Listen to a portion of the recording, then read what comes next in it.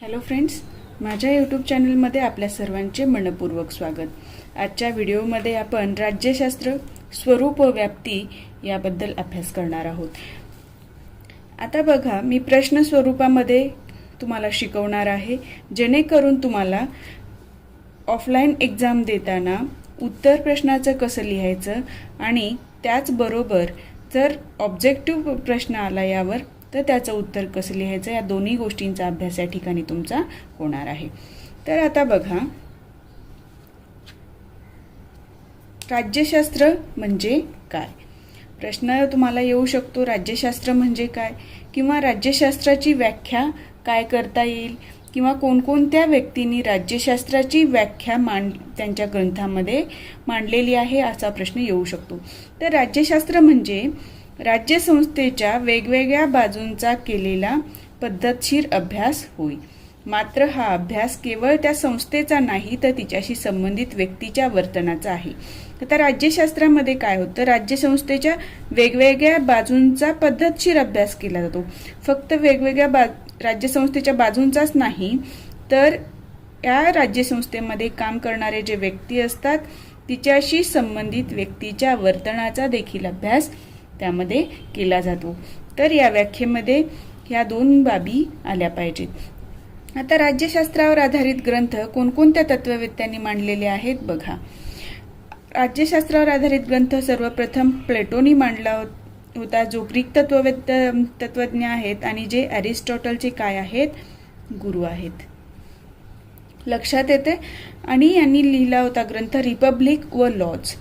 Republic म्हणजे काय असतं, गणराज्य। आपण भारत हा रिपब्लिक आहे म्हणतो, तर गणराज्य, गण म्हणजे कोण, लोकांचं राज्य। लॉज म्हणजे काय, कायदा किंवा विधी।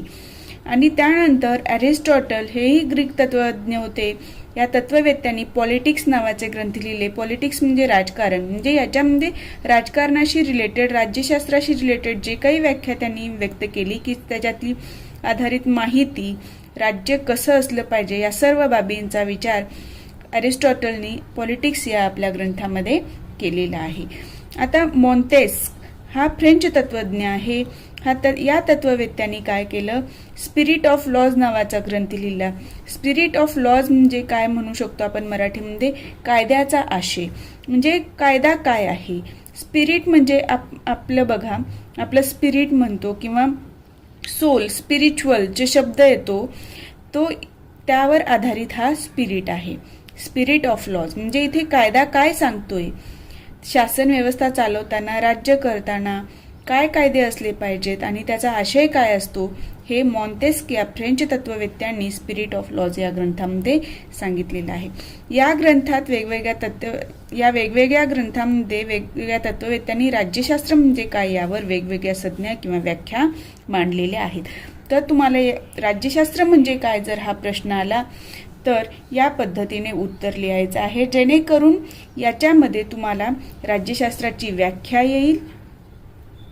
त्यानंतर कोणत्या कोणत्या राज्यशास्त्रावर आधारित ग्रंथ लिहिले आणि व्याख्या केल्या हे तुम्हाला या गोष्टीतनं लक्षात येईल, म्हणजे ही तुमची परिपूर्ण उत्तर होईल। लक्षात येते। आता आपण पुढच्या भागाकडे वळूया। आता बघा, राज्यशास्त्रात चर्चिले जाणारे प्रमुख विषय कोणते किंवा राज्यशास्त्राची व्याप्ती स्पष्ट करा असा प्रश्न येऊ शकतो। आता राज्यशास्त्रात चर्चिले जाणारे म्हणजे काय, तर प्रामुख्याने अभ्यास केले जाणारे। आणि राज्यशास्त्राची व्याप्ती म्हणजे सुद्धा काय असतं, राज्यशास्त्रामध्ये कोणकोणत्या विषयांचा समावेश होतो। लक्षात आलं। तर याचं उत्तर या प्रश्नाचं लिहिताना, दोन्ही प्रश्न एकच आहेत, याचं उत्तर लिहिताना असं लिहायचंय की राज्यशास्त्रात विविध विषयांचा विचार केला जातो, विविध विषयांचा अभ्यास केला जातो। काय काय, तर कायद्यांचा विचार केला जातो, राज्यसंस्था, मानवी व्यवहार म्हणजे आपण मानव आहोत आणि आपले व्यवहार कसे होतात त्या मानवी व्यवहारांचा, राजकीय संकल्पनांचे विवेचन, राजकीय संकल्पना वेगवेगळ्या आहेत, राज्य म्हणजे काय, राष्ट्र म्हणजे काय, सीमा म्हणजे काय, ह्या ज्या संकल्पना आहेत त्यांचं विवेचन केलं जातं। संपत्ती, आता संपत्ती म्हणजे काय आहे, संपत्तीचं प्रमाण प्रत्येक व्यक्तीकडे किती असलं पाहिजे, राष्ट्राची संपत्ती कुठली, सार्वजनिक संपत्ती आणि आपण म्हणतो की वैयक्तिक संपत्ती, ह्या वेगवेगळ्या ज्या गोष्टी आहेत त्या सर्व गोष्टींचा अभ्यास राज्यशास्त्रामध्ये केला जातो. पण यावरून असं आपल्याला लक्षात येतं की राज्यशास्त्रामध्ये खूप साऱ्या गोष्टींचा अभ्यास होतो, म्हणून राज्यशास्त्राची व्याप्ती कशी मानली जाते? व्यापक आहे अशी मानली जाते. आता बघा, या राज्यशास्त्रामध्ये जरी व्याप्ती मोठी असली तरी 4 प्रमुख विषयावर चर्चा होते. तर ते 4 प्रमुख विषय काय आहेत? तर राजकीय तत्वज्ञान, राज्यव्यवस्था, राज्य प्रशासन आणि चौथा आहे आंतरराष्ट्रीय संबंध. तर आपण राजकीय तत्वज्ञानात कोणत्या गोष्टींचा समावेश होतो तर बघूया. तुम्हाला ते 4 गोष्टी अशा हायलाईट करायच्या आहेत आणि त्याच्या पुढे तुम्हाला थोडक्यात लिहायचं आहे की मी इथे जास्त डिटेलमध्ये दिलेलं आहे, पण तुम्हाला परीक्षेमध्ये शब्दसंख्या उत्तराची किती सांगितली आहे त्यानुसार तुम्ही तुमचं उत्तर तिथे ठरवायचं आहे. यातले कोणते शब्द म्हणजे कुठला आशय तिथे तुम्हाला उत्तरात लिहायचं आहे आणि कुठला आशय गाळायचा आहे. ठीक आहे. राजकीय तत्वज्ञान. आता राजकीय तत्वज्ञानात काय येतं तर कायदे, राज्यसंस्था कशी असावी, राज्यशास्त्राची आदर्श भूमिका काय असावी, मानवी विचार व व्यवहारावर आधारित विचार प्रणाली कशा विकसित झाल्या, म्हणजे मानवी विचार व व्यवहारावर आधारित विचार प्रणाली कशा विकसित झाल्या, म्हणजे याचा अर्थ होतो आपण मानव आहोत, आपले विचार काय आहेत, आपण व्यवहार कसा करतो, व्यवहार म्हणजे वागतो कसे आणि आपला विचार त्यानुसार बनतो. बरोबर आहे. एखादा व्यक्ती आपल्यासोबत छान वागला तर आपला त्या व्यक्तीविषयीचा दृष्टिकोन वेगळा बनतो आणि एखादा व्यक्ती जर आपल्याशी वाद घातला, भांडला तर त्या व्यक्तीशी संबंधित विचार आपले बदलतात. म्हणजे मानवी विचार व व्यवहार यावर आधारित विचार प्रणाली आपली विकसित होते. लक्षात आलं. या सर्व बाबींचा विचार राजकीय तत्वज्ञानात केला जातो आणि म्हणूनच याला काय म्हणतात, यामध्ये काय होतं, सर्व विवेचन, या सर्व बाबींचं काय होतं, विवेचन होतं. विवेचन म्हणजे काय असतं, पॉझिटिव्ह निगेटिव्ह किंवा त्याचं योग्य अयोग्य, त्याच्यातले कुठल्या गोष्टी घ्यायच्या कुठल्या नाही घ्यायच्या, या सर्व गोष्टींचा विचार जिथे केला जातो त्याला विवेचन म्हणतात. या सर्व विवेचनास काय म्हणतो आपण, राजकीय तत्वज्ञान म्हणतो. आता बघा, राज्यव्यवस्था दुसरा मुख्य विषय कुठला आहे राज्यशास्त्रात, विषय म्हणजे अभ्यास केला जाणारा राज्यव्यवस्था. तर या राज्यव्यवस्थेमध्ये शासन संस्था आणि तिचे भाग. शासन संस्था म्हणजे काय, जसं आपण म्हणतो केंद्र शासन आहे, राज्य शासन आहे. केंद्र शासनामध्ये संसद आहे, कायदे मंडळ आहे, न्यायमंडळ आहे. ह्या सर्व गोष्टी ज्या आहेत त्यांचा विचार म्हणजे ह्या शासन संस्थेचे ते भाग झाले. जसं कायदे मंडळ, न्यायमंडळ या ज्या गोष्टी आहेत ते काय आहेत, शासन संस्थेच्या भाग आहेत. विविध राजकीय पक्ष आणि गट आपल्याला माहितीच आहे, हा राजकीय पक्षाचा आहे, तो राजकीय पक्षाचा. हे राजकीय पक्ष कसे बनले जातात, तर ही जी विचार प्रणाली आहे, जी मानवी विचार व व्यवहारावर आधारित बनलेली आहे, ह्या विचारांवर आधारित हे राजकीय पक्ष किंवा गट बनतात. एखादा राजकीय पक्ष म्हणतो की हा आमचा अजेंडा आहे किंवा ही आमची विचार प्रणाली आहे, तर ही विचार प्रणालीचा विचार राजकीय तत्वज्ञानात केला जातो आणि राजकीय पक्ष किंवा गटांचा अभ्यास कशात केला जातो, राज्यव्यवस्थेमध्ये केला जातो. राजकीय चळवळी इत्यादी गोष्टींचा अभ्यास राज्यव्यवस्थेमध्ये केला जातो. आता आपण पुढचा पॉइंट बघूया. आता बघा,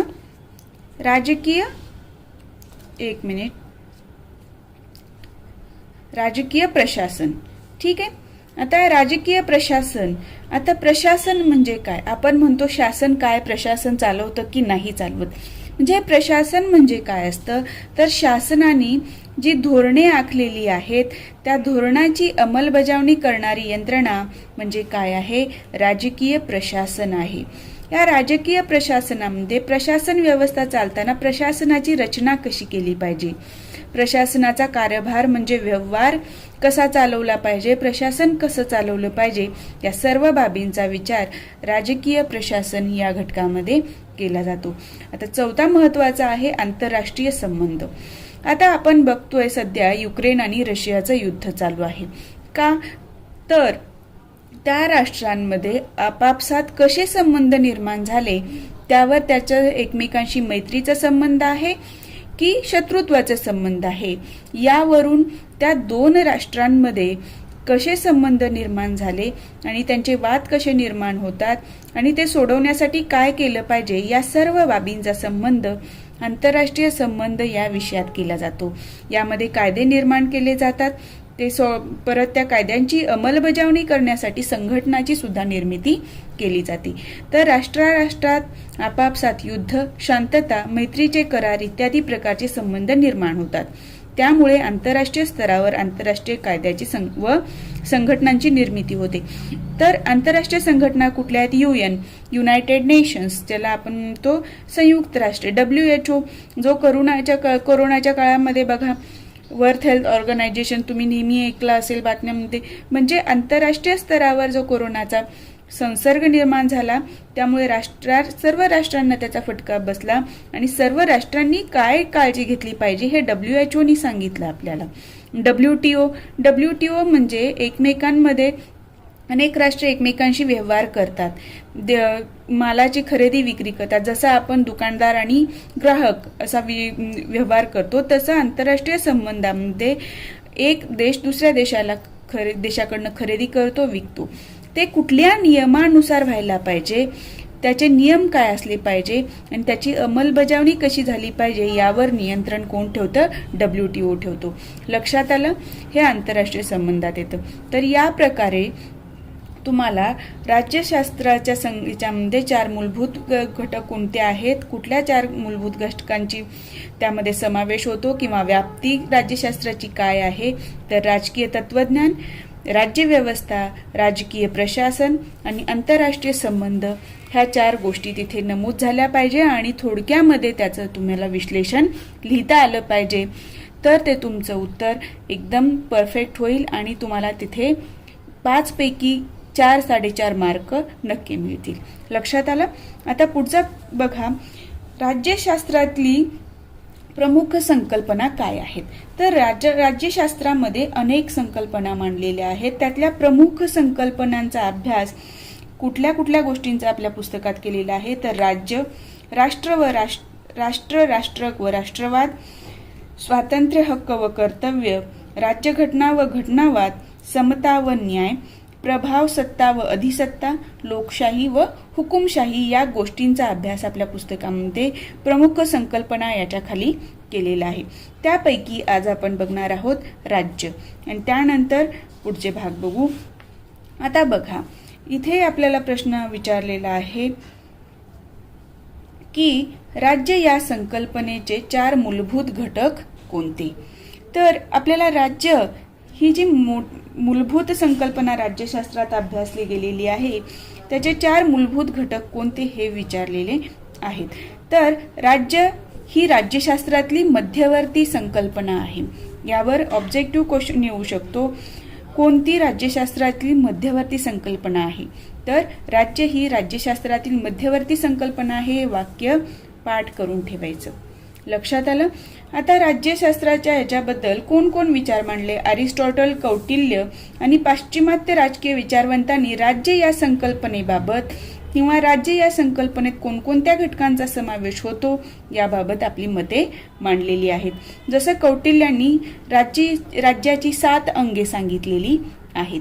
ती 7 अंगे सुद्धा तुम्ही पुस्तकातनं वाचून घ्या आणि त्याचा संबंध या पाश्चिमात्य राजकीय विचार प्रणालींनी जे विचारवंतांनी 4 घटक सांगितलेले आहेत राज्याचे, त्याच्याशी तुम्ही त्याची तुलना करा.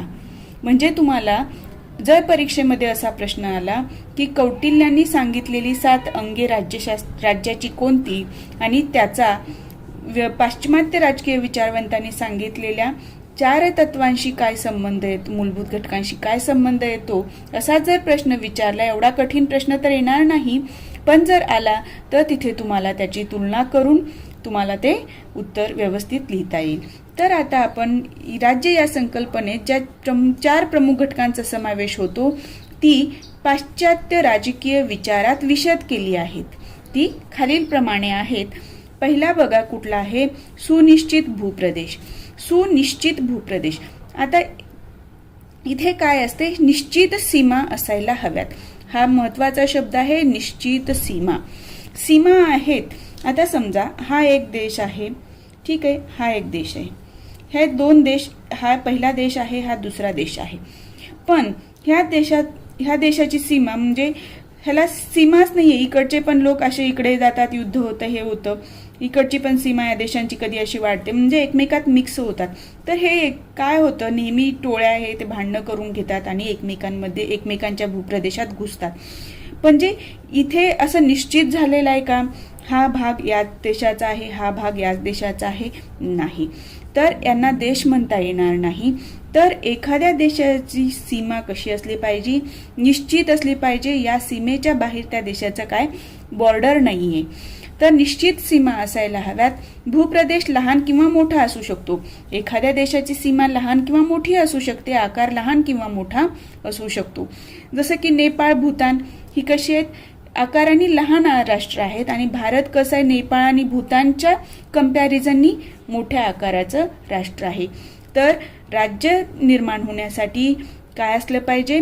सुनिश्चित भूप्रदेश असलाच पाहिजे. आता पुढचा घटक कुठला आहे राज्य होण्यासाठी? त्यात राहणारी लोकसंख्या. आता हा एक देश आहे, हा एक देश आहे, यामध्ये एक विशिष्ट लोकसंख्या राहते, एक विशिष्ट जातीची असते, धर्माची असते, पंथाची असते, कुठलीही असू शकते किंवा मिश्र असू शकतात, ठीक आहे. पण त्यांचा या भागामध्ये वस्ती कायम असली पाहिजे, ते भटकत कुठेही फिरणार नाहीत. तर या देशाच्या सीमेच्या भागातच त्यांची कशी असली पाहिजे? वस्ती स्थिर असली पाहिजे, संघटित वस्ती असायला हवी. म्हणजे त्यात राहणारी लोकसंख्या कशी पाहिजे? स्थिर, कायम वस्ती असलेली आणि संघटित वस्ती हवी. आता तिसरा पॉइंट आहे संघटितपणे नियंत्रण करणारी शासन व्यवस्था. हे जे संघटितपणे स्थिर लोक राहतात त्यांचं जीवन सुरळीत चालण्यासाठी कायदे करणे, कायद्यांची अंमलबजावणी करणे, कायद्याचा अर्थ सांगणे आणि नियम किंवा कायदे मोडणाऱ्या शिक्षा करणारी व्यवस्था या राज्य या संकल्पनेमध्ये असायला हवी, जेणेकरून तिथे कायदा व सुव्यवस्था पाळली जाईल आणि काम व्यवस्थितपणे त्या राज्याचं चालू राहील. लक्षात आलं? आता यामध्ये चौथा अत्यंत महत्वाचा घटक आहे तो आहे सार्वभौम. सार्वभौम म्हणजे काय आहे? तर एखादा, जसं समजा आपण उदाहरण घेऊया, भारत हे राज्य, ठीक आहे. इंग्लिशमध्ये राज्य म्हणजे स्टेट असतं आणि त्याला राष्ट्र आपण किंवा देश म्हणतो, ठीक आहे. तर त्याच्यामध्ये असं आहे की त्यामध्ये आता बघा, भारतामध्ये निश्चित सीमा आहे, लोकसंख्या आहे, स्थिर वस्ती असलेली, शासन व्यवस्था पण आहे. पण जर सार्वभौमत्वच जर नसेल तर त्या भागाला राज्य किंवा राष्ट्र म्हणता येणार नाही. तर त्यासाठी त्यांना काय, आपण आपले भारतात स्वतःचे निर्णय स्वतः घेतो. इतर कुठल्याही जगातील देश आपल्यावर बंधनं आणू शकत नाही. आपल्या देशामध्ये आपल्या नागरिकांना कुठले अधिकार द्यायचे, कुठल्या गोष्टींची अंमलबजावणी करायची, हे सर्व स्वीनिर्णय भारत सरकार घेत असतं. म्हणजे इथे काय आहे, कोणत्याही परकीय सत्तेचं आपल्यावर बंधन नाही. त्याला काय म्हणतात? सार्वभौम म्हणतात. तर राज्यात हा सर्वात महत्वाचा घटक आहे. सार्वभौम म्हणजे वरील तिन्ही एकत्रितपणे असणाऱ्या घटकांवर कोणत्याही दुसऱ्या राष्ट्राचे वर्चस्व नसणे. ते स्वतःचे निर्णय स्वतः घेऊ शकतात. जगातील इतर देश त्यांच्या देशातील व्यवहारात व निर्णयावर हस्तक्षेप करणार नाहीत. तर राज्य या ह्याच्यामध्ये संकल्पनेमध्ये 4 महत्वाचे घटक कुठले? तर निश्चित भूप्रदेश किंवा निश्चित सीमा, स्थिर लोकसंख्या, त्यानंतर शासन व्यवस्था आणि सार्वभौम. लक्षात आलं? यावर आधारित तुमच्या म्हणजे ह्याच्यामध्ये स्वाध्यायामध्ये प्रश्न आहे, खालीलपैकी कोणत्या संघटनेस राज्य म्हणता येईल ते सांगा. आता बघा, इथे ऑप्शन दिलेले आहे महाराष्ट्र, श्रीलंका, 1947 पूर्वीचा हिंदुस्थान आणि पॅलेस्टाईन. तर याचं उत्तर आहे श्रीलंका. का? तर महाराष्ट्र हे राज्य आहे, पण महाराष्ट्रावर केंद्र शासनाचा दबाव असतो, बरोबर आहे. महाराष्ट्र शासन त्यांना वाटेल ते निर्णय घेऊ शकतात का? यांना वाटलं की मला दुसऱ्या देशाशी युद्ध करायचे तर करू शकतो का? नाही. म्हणजे या महाराष्ट्र शासनाला कोणतेही निर्णय घेत असताना केंद्र शासनाच्या निर्णयाचा आदर करावा लागतो किंवा राज्याच्या निर्णयावर केंद्र शासनाचं बंधन आहे, म्हणून महाराष्ट्र हे राज्य म्हणता येणार नाही. राज्य म्हणजे इथे राष्ट्र या अर्थाने वापरलेला आहे, त्याला इंग्लिशमध्ये स्टेट म्हणतात. एखादा देश या अर्थाने हा राज्य हा शब्द वापरला जातो राज्यशास्त्रामध्ये. श्रीलंका, आता श्रीलंकेमध्ये बघा, श्रीलंका हे स्वतंत्र देश आहे, तो आपले निर्णय स्वतः घेतो, इतर कोणताही देश त्यावर बंधन घालू शकत नाही. आता 1947 पूर्वीचा हिंदुस्थान म्हणजे भारत, स्वातंत्र्यापूर्वीचा, आधी आपल्यावर कोणाचं राज्य होतं? ब्रिटिशांचं. त्यावेळेला आपण कुठलेही निर्णय घेत होतो का? किंवा आपण दुसऱ्या देशाशी मैत्रीचे संबंध ठेवायचे किंवा त्यांच्यासह एखादे करार करायचा किंवा आपल्या नागरिकांना आपण हे अधिकार द्यायचे, ह्या गोष्टी काढून टाकायच्या, असा आपला कुठलाही आपण निर्णय घेऊ शकत नव्हतो. म्हणून 1947चा पूर्वीचा हिंदुस्थान राज्य बनत नाही. पॅलेस्टाईनचा वाद तुम्हाला माहीत असेल. इथे कुठलीही निश्चित भूसीमा आहे, लोक आहेत, पण ते लोक कसे होतात, इकडून तिकडे वस्ती त्यांची काय होत असते, स्थलांतर करतात. इथे ज्यू लोक आहेत जे, ठीक आहे. म्हणून इथे काय आहे, पॅलेस्टाईनवर एक दोन आय थिंक इस्रायल आणि याच्यामध्ये वाद आहे आणि पॅलेस्टाईनला म्हणजे जागतिक स्तरावर एक स्वतंत्र राज्य म्हणून कोणीही म्हणजे काही देशांनी अधिमान्यता दिली आहे, काही देशांनी दिलेली नाहीये. म्हणून पॅलेस्टाईन सुद्धा हा राज्य बनू शकत नाही. लक्षात आलं? या प्रकारे आपण काही भाग याच्यामध्ये कंप्लीट केलेला आहे. आता यावरून तुम्हाला लक्षात आलं असेल की एखाद्या प्रश्नाचं उत्तर लिहिताना त्या प्रश्नामध्ये आधी सुरुवातीला प्रस्तावना, त्यानंतर त्यामध्ये समाविष्ट असणारे पॉइंट आणि तो पॉइंट हायलाइट करायचा, अंडरलाईन करायचा आणि त्यापुढे त्यावर आधारित माहिती. जेवढं म्हणजे शक्य होईल तेवढे किती शब्द सांगितलेत, जर 200 शब्द सांगितलेत तर उत्तर 200 ते 250 शब्दामध्ये आलं पाहिजे. 500 शब्दात उत्तर सांगितलं तर 500 ते 550 यापेक्षा जास्त शब्दसंख्या जाऊ द्यायची नाही, म्हणजे आपला पेपर पूर्ण कव्हर होईल दिलेल्या वेळामध्ये. लक्षात आलं? आज आपण इथेच थांबू. यानंतरचा पार्ट नेक्स्ट व्हिडिओमध्ये कव्हर करूया. तुम्हाला जर माझा हा व्हिडिओ आवडला असेल तर व्हिडिओला लाईक करा. चॅनलवर नवीन असाल तर चॅनलला सबस्क्राईब करायला विसरू नका.